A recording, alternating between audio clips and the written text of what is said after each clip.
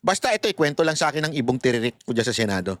Sabi sa akin ng ibong tiririt ko dyan sa Senado, alam mo ba kung bakit nagpalit? Bakit? Kasi ganito.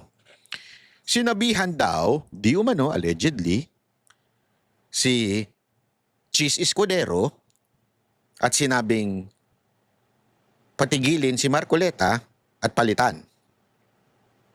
Or more or less, ikabig. Ikabig ang direksyon na hindi tatamaan ang mga pangalang hindi dapat binabanggit.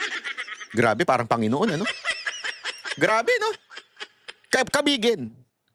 Tanggalin. Si Cheese Escudero daw, nanindigan. Sabi niya, wala sa akin yan. Nakadepende yan kay Senator Marcoleta.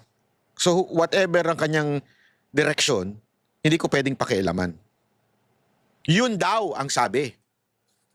At yun ang nag-trigger para, ganun, sabi. Ganun. Okay, sige. Kaya, tinanggal si Escudero. Ayaw mong sumunod. Okay. Tanggal ka. Ito mantakin mo. Kababago lang na tinanggal si Escudero bilang Senate President. Ang una kagad pinalitan ay yung Blue Ribbon Chair. Ladies and gentlemen, nakakagalit. Nakakagalit po yung ganong klaseng, sabi ko alam mo,